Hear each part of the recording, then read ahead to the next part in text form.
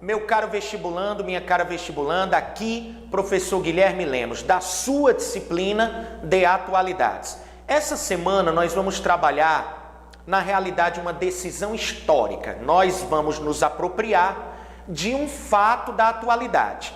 Ligado a esse fato de atualidade, a gente vai trabalhar todo o arcabouço teórico, o tema. Você já está ligado com a estrutura da nossa aula. Qual é essa estrutura? Um tema e dentro do tema o fato da atualidade. Hoje nós vamos trabalhar o tema direito homoafetivo e o fato da atualidade, a legalização do casamento homoafetivo nos Estados Unidos, tá bom?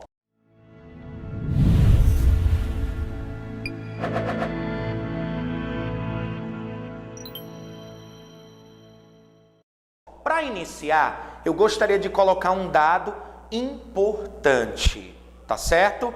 Vocês devem ter acompanhado nos diferentes meios de comunicação que no dia 26 de junho de 2015, a Suprema Corte estadunidense aprovou, numa votação apertada, a legalização do casamento entre pessoas do mesmo sexo. 26 de junho de 2015. Gravem essa data, com certeza vai se transformar numa data importante do ativismo da comunidade LGBT pela luta em torno dos seus direitos civis. Tá bom? 26 de junho de 2015, a Suprema Corte, por 5 votos favoráveis a 4 votos contra, legaliza a união entre pessoas do mesmo sexo.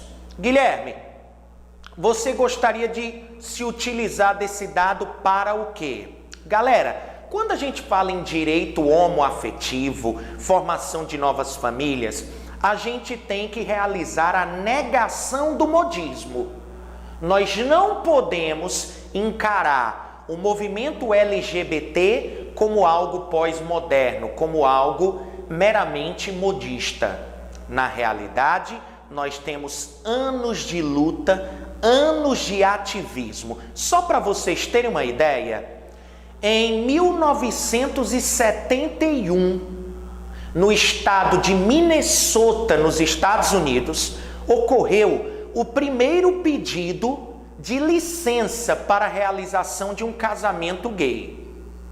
Naquela época, 1971, quando esse casal homoafetivo pediu o direito de realizar o seu casamento, eu pergunto a vocês, a Suprema Corte, na sua opinião, aprovou ou negou o pedido de licença para a realização da celebração? Com certeza, você é um cara esperto, tá extremamente antenado às demandas atuais. A Suprema Corte negou. A Suprema Corte, em 1971, negou o pedido de licença para o casamento gay de um casal homoafetivo. Olha que coisa interessante, galera. 44 anos depois, essa mesma Suprema Corte que havia negado há 44 anos, legaliza o casamento gay para todo o país. Onde eu quero chegar? Os Estados Unidos é uma república federativa. Os Estados Unidos são formados por 50 estados. Cada estado tem soberania para legislar. Onde eu quero chegar? Guilherme, eu conheço bem a história envolvendo os Estados Unidos e a comunidade LGBT, e eu sei que já haviam estados que tinham legalizado a união entre pessoas do mesmo sexo. Só que agora, galera, olha o que acontece. Antes da lei ser aprovada, da ação coletiva da legalização do casamento homoafetivo nos Estados Unidos, existiam 37 estados que permitiam a união. 13 estados, a maioria do centro-sul dos Estados Unidos, tá bom? Negavam, proibiam a união entre pessoas do mesmo sexo. Com a decisão da Suprema Corte, o que é que acontece, galera? Ora, os estados que já permitiam, como a decisão é a nível nacional, permanecem realizando as uniões homoafetivas, celebrando os casamentos.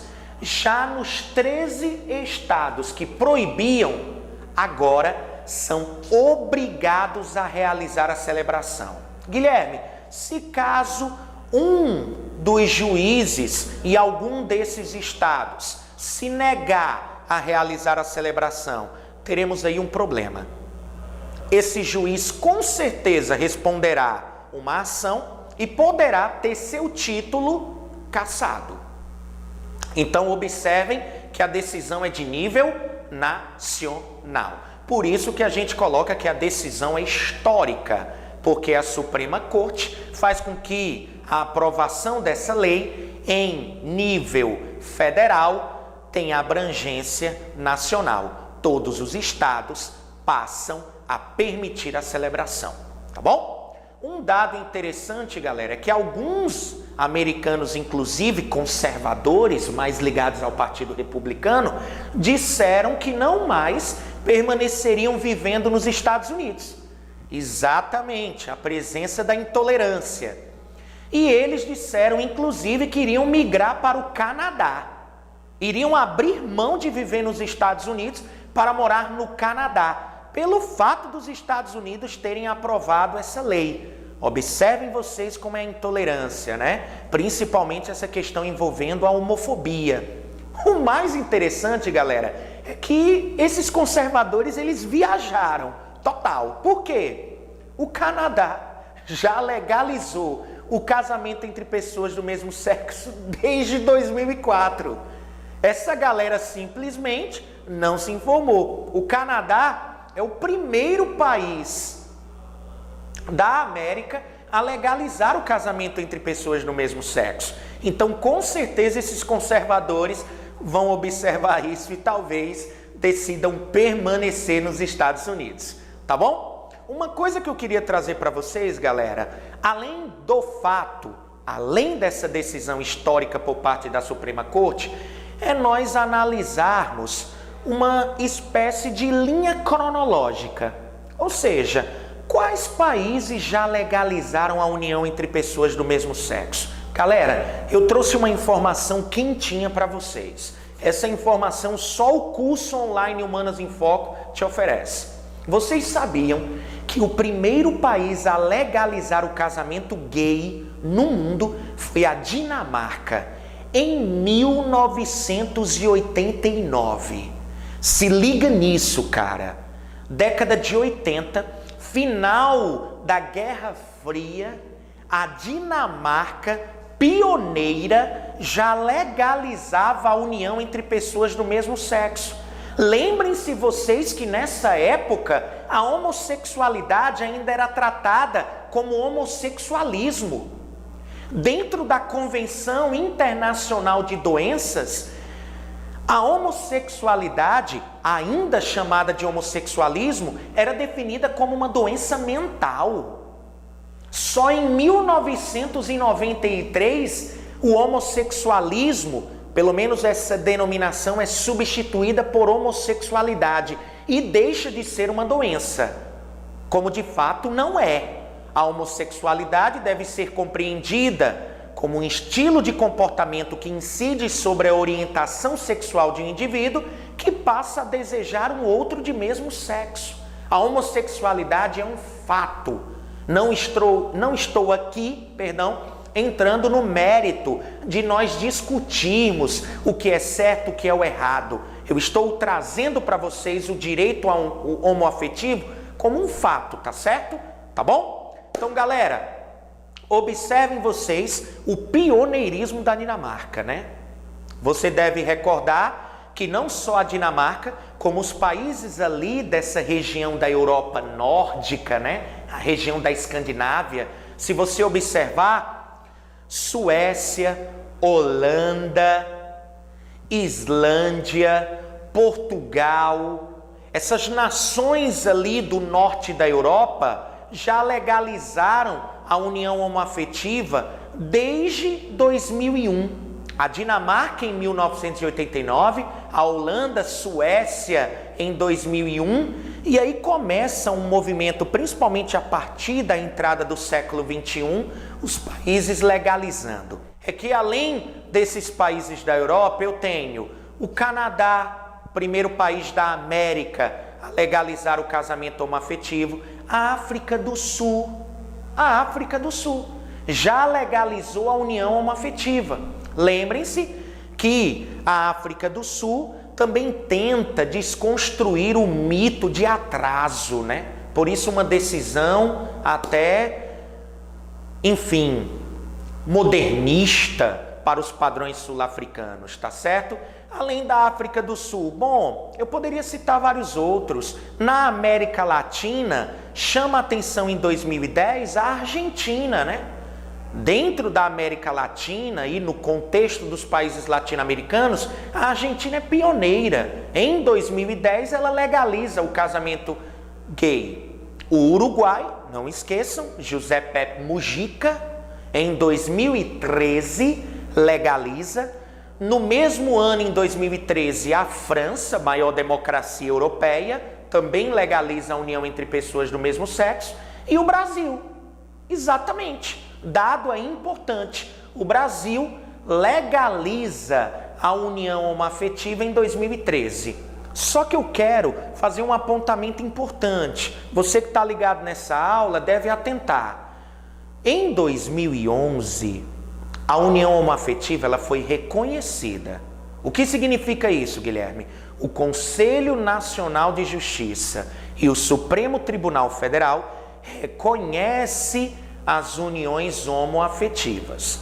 Em 2013, elas passam por uma equiparação judicial, ou seja, os casais homoafetivos possuem os mesmos direitos perante a lei que os casais heterossexuais, tá certo?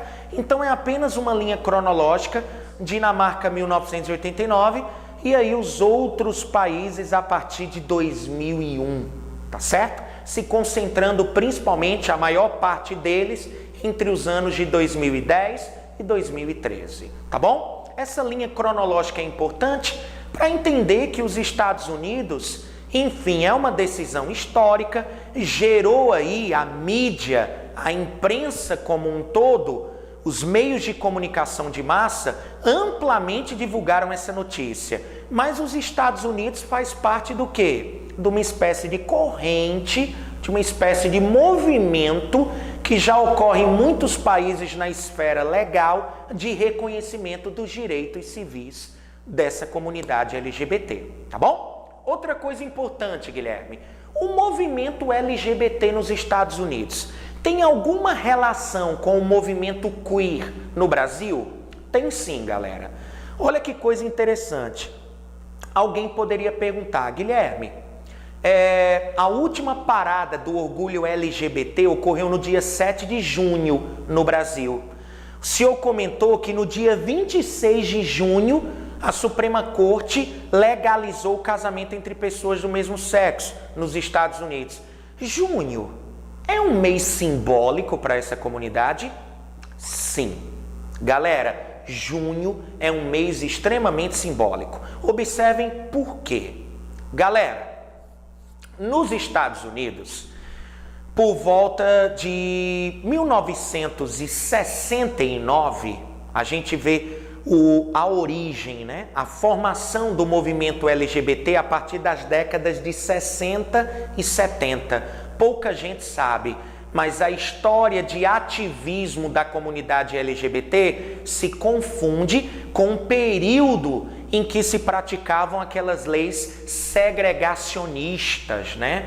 Aquelas leis, enfim, que promoviam o racismo institucionalizado lá nos Estados Unidos. Pois bem, olha que coisa interessante. Em Nova York, na década de 60, existia um bairro chamado Greenwich Village, tá bom?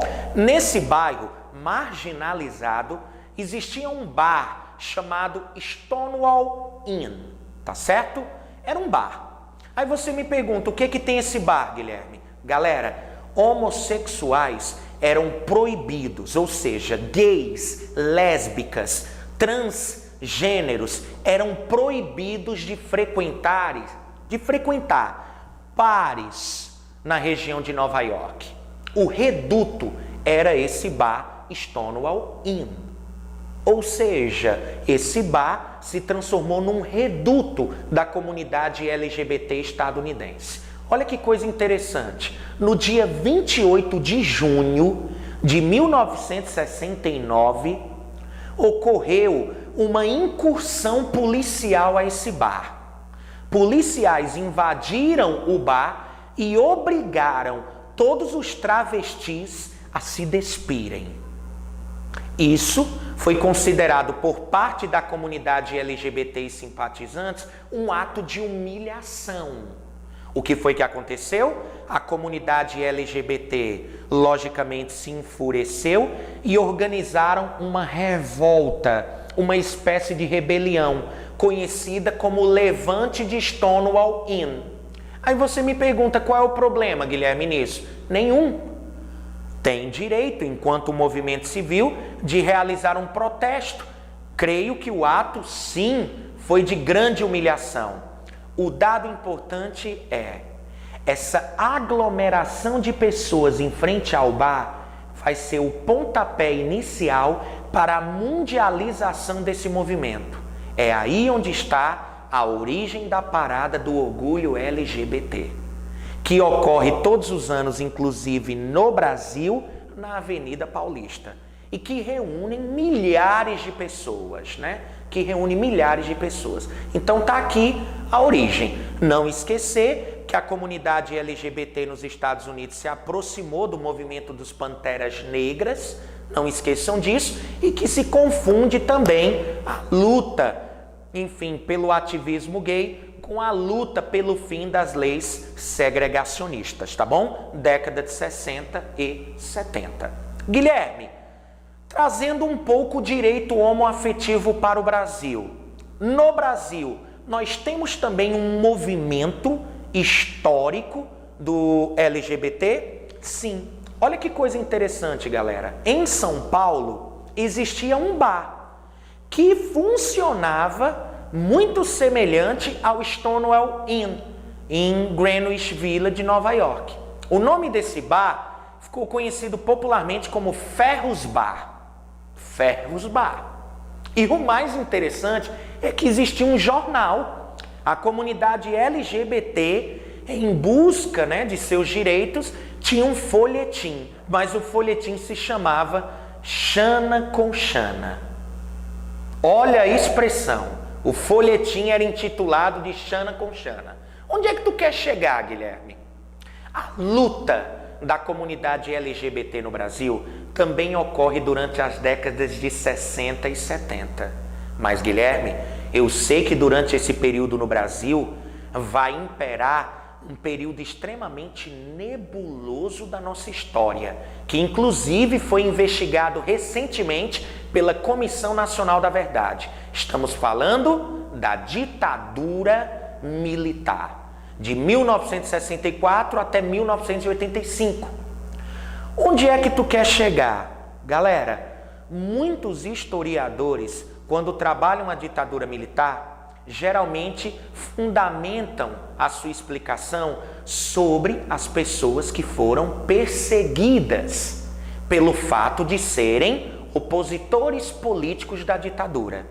Essas pessoas eram taxadas de comunistas. O que pouca gente cita é que, além dos comunistas, homossexuais foram perseguidos. O que eu estou dizendo é que durante a ditadura militar, os grandes inimigos desse período eram o comunismo e o homossexualismo.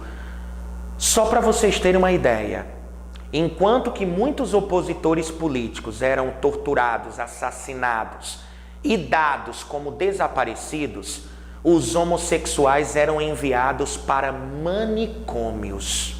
Os dois mais famosos, o manicômio de Juqueri, em São Paulo, e o manicômio de Barbacena, em Minas Gerais.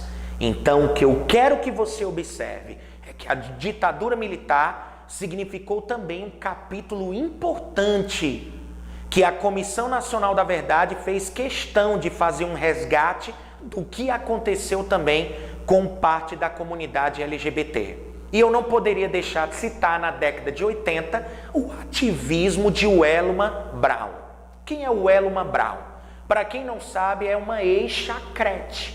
No Cassino do Chacrinha, aquele programa televisivo, entre as dançarinas, poucos brasileiros sabiam, mas havia a presença de uma transexual. E durante a década de 80, o ativismo dessa ex-chacrete vai ser importante na luta dos direitos civis dos homossexuais aqui no Brasil, tá bom? Então é bom sempre citar isso aqui para vocês, porque é importante, tá certo? Com relação ao direito homoafetivo no Brasil, eu ainda gostaria de colocar um ponto.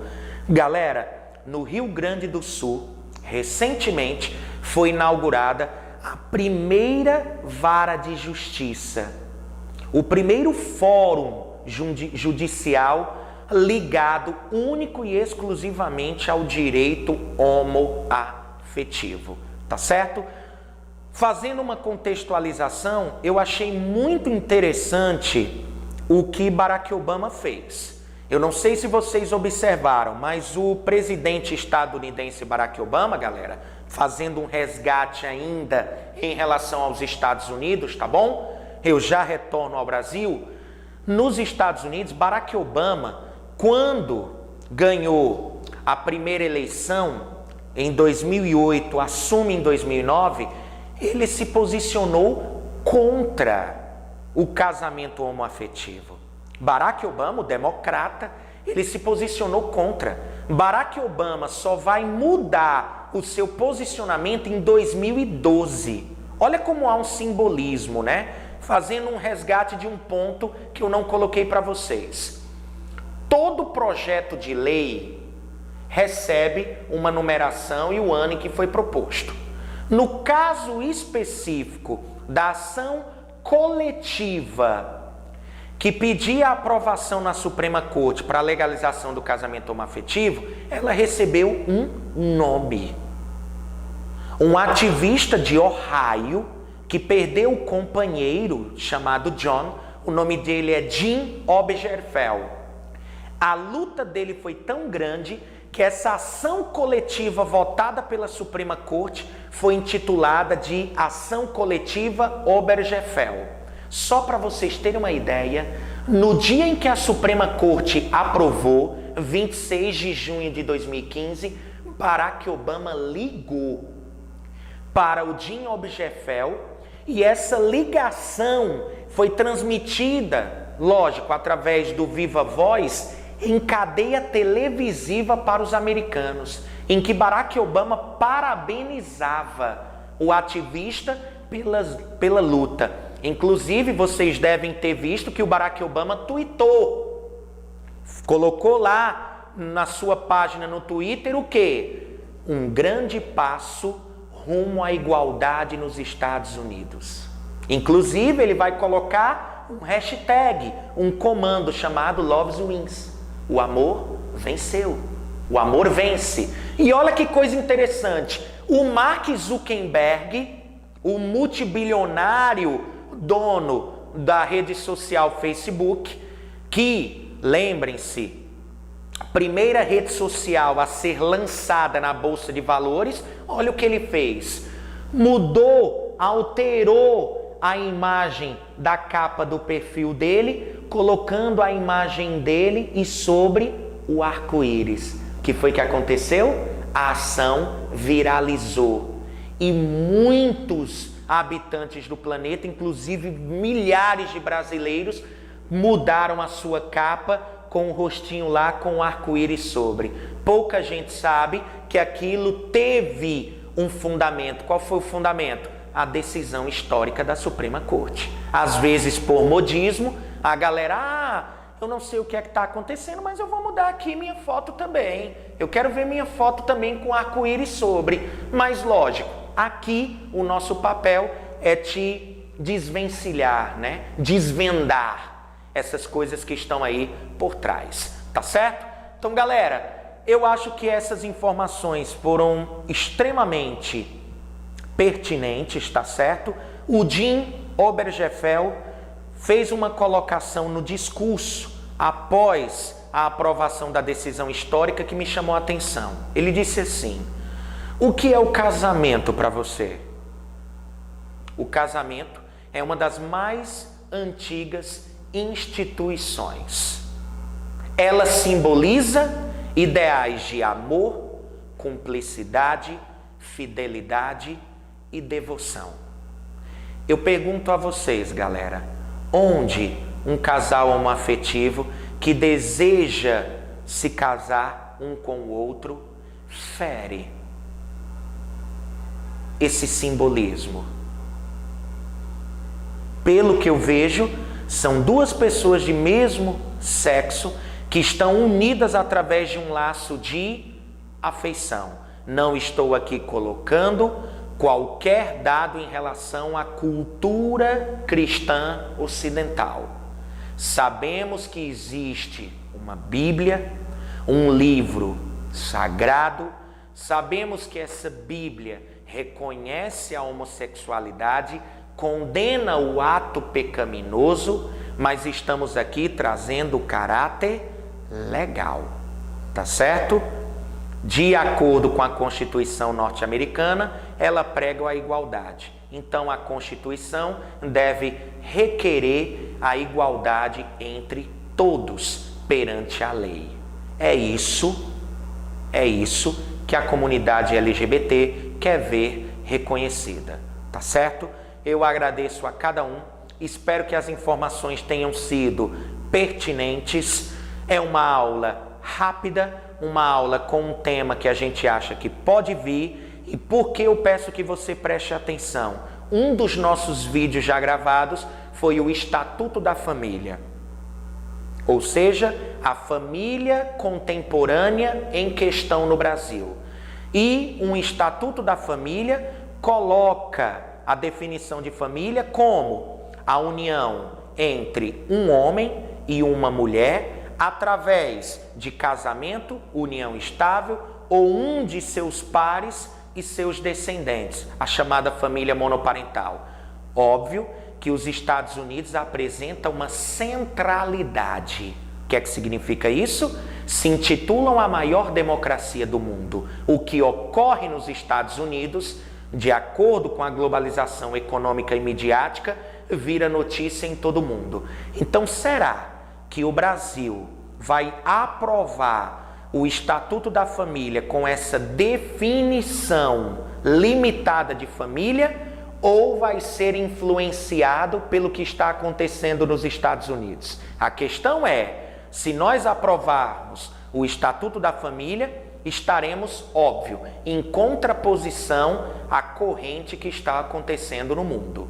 Então, chama a atenção desse viés para que vocês analisem, tá bom? Pessoal, um ponto interessante em relação à legalização do casamento homoafetivo nos Estados Unidos é que no país já existem 390 mil casais gays. E estimam que nos 13 estados que proibiam, antes da decisão da Suprema Corte, existam em torno de 70 mil casais. Então, nos próximos 3 anos, a ideia é que esse número sofra um incremento, tá bom? Outro ponto, Guilherme, essa decisão na prática significa o quê? Eles poderão realizar o casamento civil. Exato. Mas e os direitos? Um dos direitos que muita gente gosta de atrelar é a legalização do casamento gay em todo o país. Garante a adoção de crianças por parte desses casais? Não. Tá certo? A legalização da união homoafetiva não necessariamente garante a esses casais a adoção de crianças. Lembrem-se vocês do seguinte: Essa ação coletiva de Obergefell, num primeiro momento, é a aprovação do reconhecimento dos direitos previdenciários. Esses casais passam a ter todos os direitos que a Previdência Social garante e, além disso, eles podem realizar a declaração conjunta de imposto de renda. Por exemplo, você pode colocar o seu parceiro, o seu companheiro, como um dependente. E aí ele goza de todos os direitos inerentes à legislação. Tá certo? Tá bom? Esse é o dado importante que eu queria te trazer. Finalizo aqui, professor Guilherme Lemos, Humanas em Foco, H aqui no coração. E você já sabe, aprender aqui ficou cada vez e está ficando cada vez mais divertido. Um abraço e até a próxima, se Deus quiser.